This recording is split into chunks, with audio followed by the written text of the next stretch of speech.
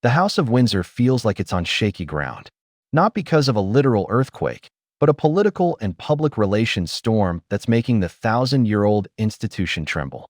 The British monarchy is facing what many are calling a quiet crisis of relevance. With past scandals still casting long shadows and public trust wavering, King Charles has reportedly made a shocking demand of his heir, Prince William. But this isn't a story you've read in the tabloids. It's not about a simple command from a father to his son. This is the story of a real, behind-the-scenes battle for the future of the crown. It's a clash between two kings, one on the throne and one in the wings, who have two very different ideas about how the monarchy should survive. And the truth behind the sensational headlines reveals a fundamental conflict that could either save the royal family or shatter it for good. To understand the weight on the monarchy, you have to look at the scandal that just won't go away. The saga of Andrew Mountbatten-Windsor, the man formerly known as Prince Andrew. While there was no new arrest in 2026, the fallout from his connection to Jeffrey Epstein continues to be a catastrophic wound for the royal family. This wasn't a fleeting headline. It was a crisis that led to him being stripped of his military titles and royal patronages and settling a civil lawsuit. For years, the firm tried to contain the Andrew problem, but the damage was done. The scandal moved from public disgrace into a permanent stain on the institution. The public, already upset by the details of Andrew's friendship with Epstein, remains angry. Polling has shown a frightening decline in support for the monarchy.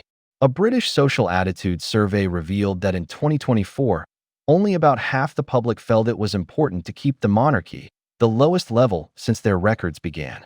Among younger people, the numbers are even worse, with one poll showing nearly 6 in 10 aged 16 to 34 favoring an elected head of state. The damage is no longer just about Andrew. It's infected the perception of the entire royal family. It's in this tense atmosphere that the different approaches of Charles and William have become obvious. Sources claim the two have fundamentally different ideas for handling crises. William is said to be more ruthless in dealing with his uncle, having pushed for a harder line from the very beginning. He reportedly sees the scandal as a direct threat to his own future reign and the survival of the institution he's set to inherit. For William, protecting the future of the crown means aggressive, decisive action to cut out the poison.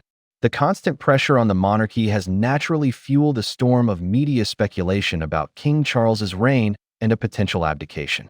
Anonymous sources have briefed tabloids, painting a picture of a monarch under immense strain, but these rumors are often overblown. While the palace officially denies any abdication plans, the narrative has taken root in some circles.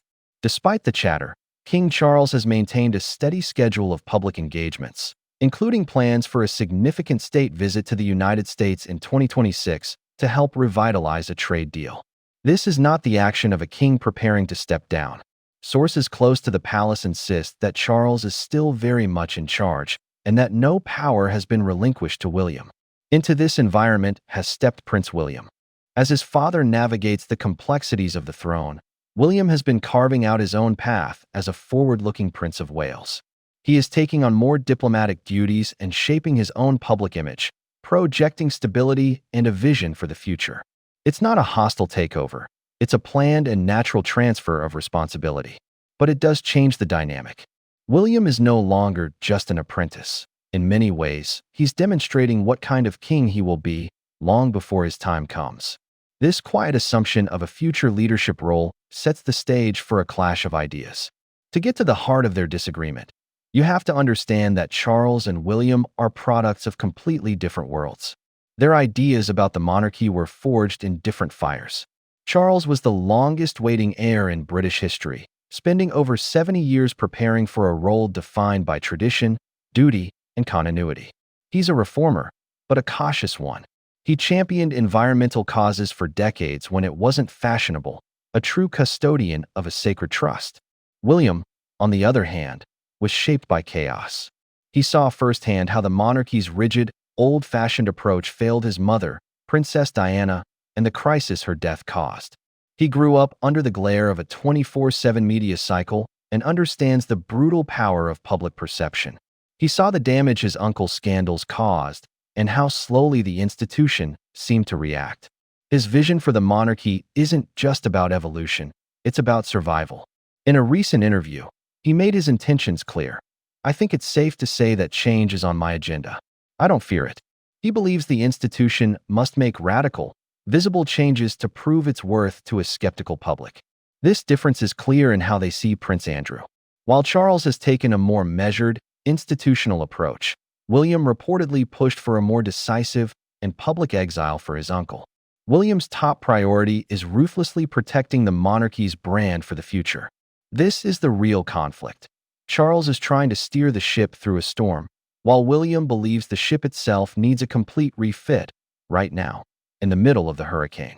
This battle of ideas raises huge questions about the monarchy's future. If you're fascinated by the hidden dynamics shaping the House of Windsor, make sure to subscribe for more deep dives into the royal saga. So, with the monarchy on shaky ground and a philosophical divide between father and son, what was the shocking demand King Charles made of Prince William? The tabloids would have you believe it was some dramatic ultimatum about the line of succession. But the truth is, there was no single shocking demand. The sensational headlines are just that, sensational. They are a media narrative woven from the very real, but much more subtle, strategic differences between the King and the Prince of Wales. The demand isn't a spoken command. It's a symbolic challenge represented by William's every move. When in an interview, William himself said he wants to question things more and create a world his son can be proud of. This is his core mission. His actions are a public demonstration of his belief that the monarchy's survival depends on a top-to-bottom modernization. It's not enough to simply be a supporter of good causes, as his father has been for 50 years. William believes the monarchy must be a demonstrable leader that provides solutions. The supposed demand is a metaphor for this entire conflict. William is pushing for a cleaner, more modern institution, free from the pollutants of scandal and tradition that he feels are holding it back. This is the real battle.